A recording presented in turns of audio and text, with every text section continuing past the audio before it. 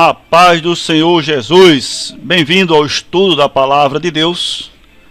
O tema de hoje é a doutrina da Trindade, parte 3 de 3, ok?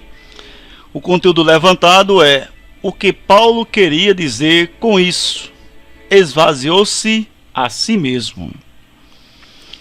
2. Se esvaziou, mas de quê? E o terceiro, o que Jesus renunciou ao vir para a terra. Vamos entender a cada uma dessas questões, dessas afirmações aí colocadas. Vamos lá, o que Paulo queria dizer com isso? O que Paulo queria dizer com isso? Em Filipenses capítulo 2, versículo 7, diz assim: antes, a si mesmo se esvaziou. E o versículo continua, mas o que eu quero trazer nesse entendimento, o que é que Paulo queria dizer quando Cristo a si mesmo se esvaziou? O que é que Paulo queria expor ali naquele momento? Vamos tentar entender pela própria palavra de Deus, Aqui embaixo tem de sua divindade, sim ou não? Será que Cristo ele esvaziou da sua divindade? Você que escuta, sim ou não? Ok? Eu não sei, você que sabe. Continuando. De ser igual a Deus? Será que ele esvaziou de ser igual a Deus? João 8, 58, 20 e 28 de João. Nos diz assim o 8, 58. Respondeu-lhe Jesus: em verdade, eu vos digo, antes que Abraão existisse, eu sou. Olha só. Eu sou. Observa aqui que esta passagem, que Jesus está citando aí, em João 8, 58, quando ele diz assim: antes de Abraão existisse, eu sou. O eu sou aí aparece em letra maiúscula. As duas palavras, em letra maiúscula. Isso me dá um entendimento lá atrás, quando Moisés, sobe ao monte para conversar com Deus.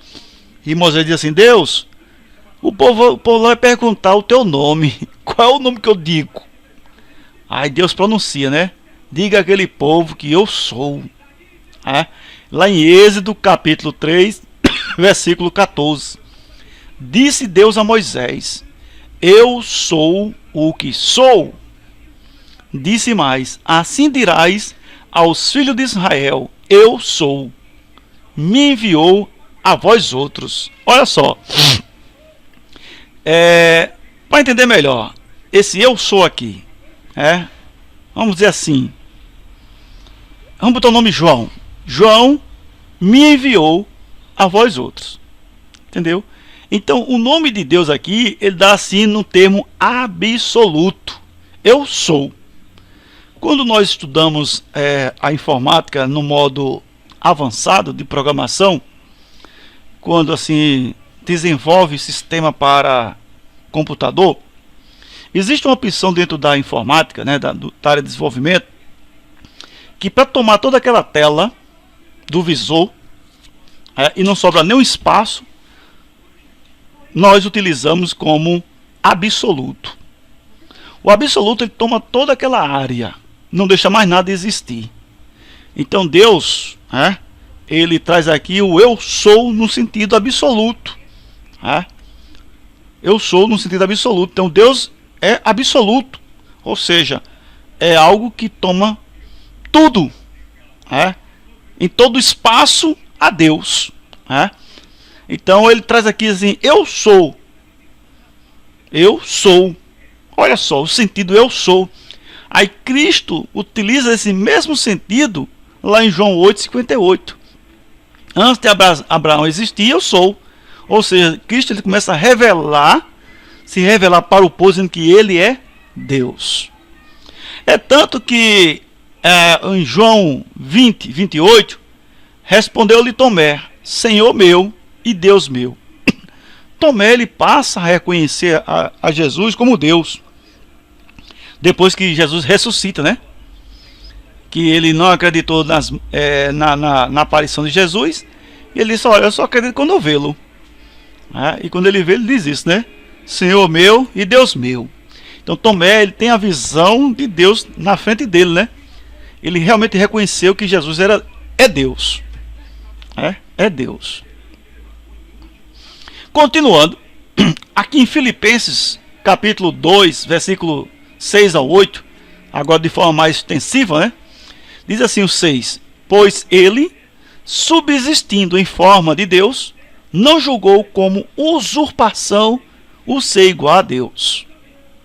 Versículo 7: Antes, a si mesmo se esvaziou, assumindo a forma de servo, tornando-se em semelhança de homens e reconhecido em figura humana. Versículo 8: A si mesmo se humilhou, tornando-se obediente até a morte e morte de cruz.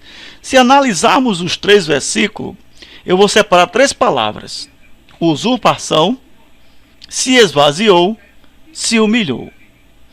Vou trabalhar essas 3 palavras, mas veja só, no versículo 6 diz assim: subsistindo em forma de Deus. Ou seja, nos dá a ideia que Cristo tinha a forma de Deus. Não julgou com usurpação de ser igual a Deus. Vamos entender essa primeira parte de usurpação, né? Vamos ao detalhe. Usurpação destaca o contraste entre o primeiro Adão e o segundo Adão, que é Cristo. O primeiro Adão, desejando ser como Deus, lá em Gênesis capítulo 3, 5, né? Quis usurpar este lugar através da sua desobediência. Então observe a pessoa de Adão, quando ele queria, né? Assim como Satanás, né, disse naquela conversa com ele e a mulher, né? Diz assim, né? Diz assim, né? Porque Deus sabe, versículo 5, né? 3:5. Porque Deus sabe que no dia em que dele comerdes, se vos abrirão os olhos, e, como Deus, sereis conhecedores do bem e do mal. Então observe que aqui o Adão, ele deu o desejo de ser como Deus. Deu o desejo de ser como Deus, porque no momento que ele ali comeu, é sinal que ele queria ser igual a Deus. Gerou uma desobediência. Ele queria ser igual a Deus. Então o primeiro Adão, ele deu o desejo de ser igual a Deus.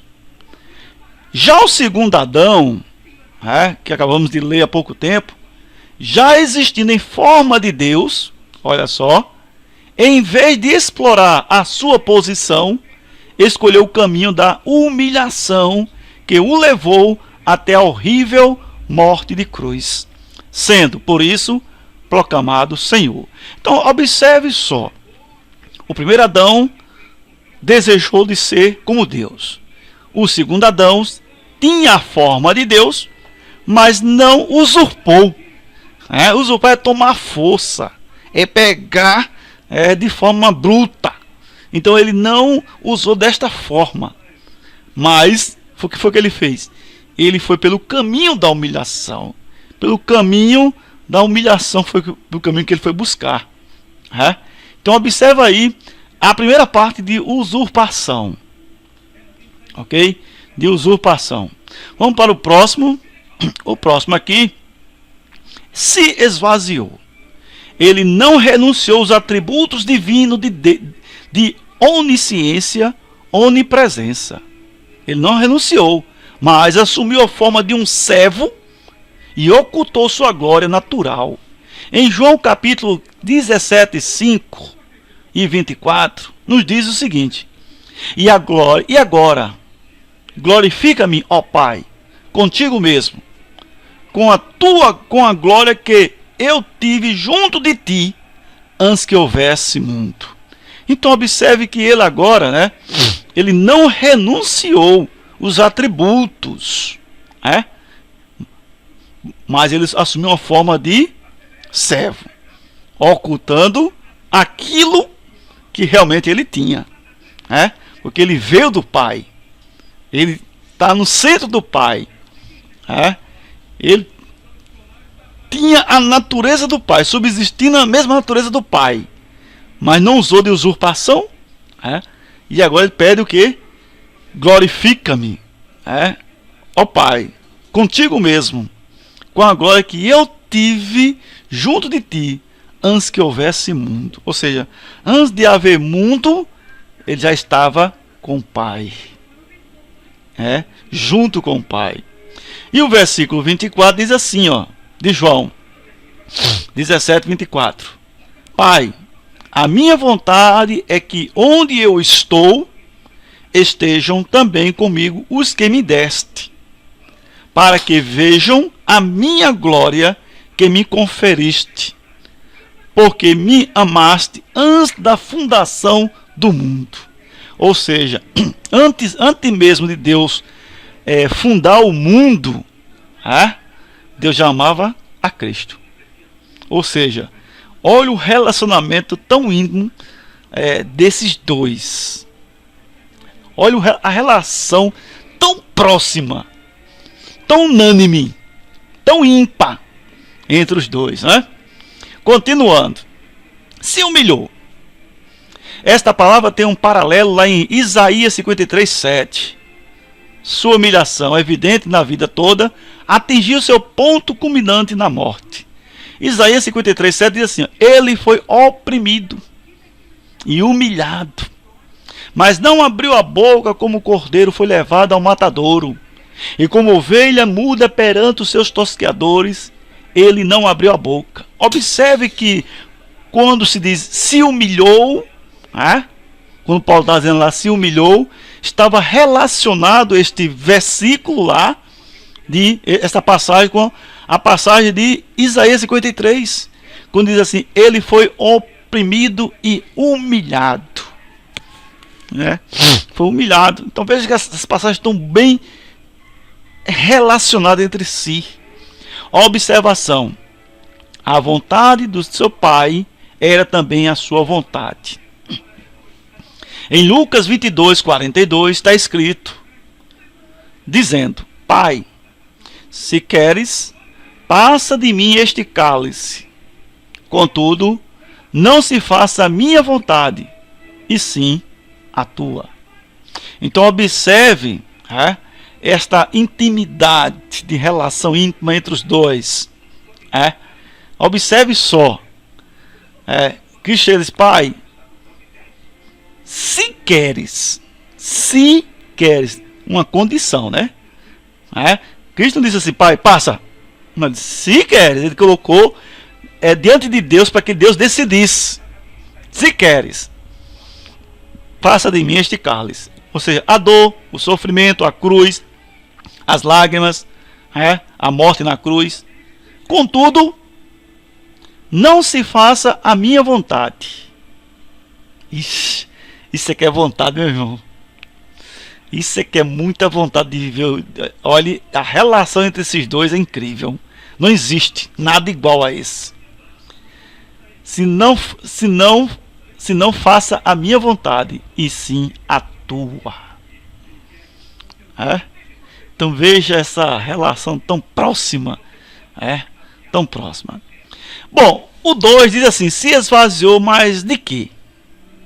O que foi que ele se esvaziou? Vamos lá.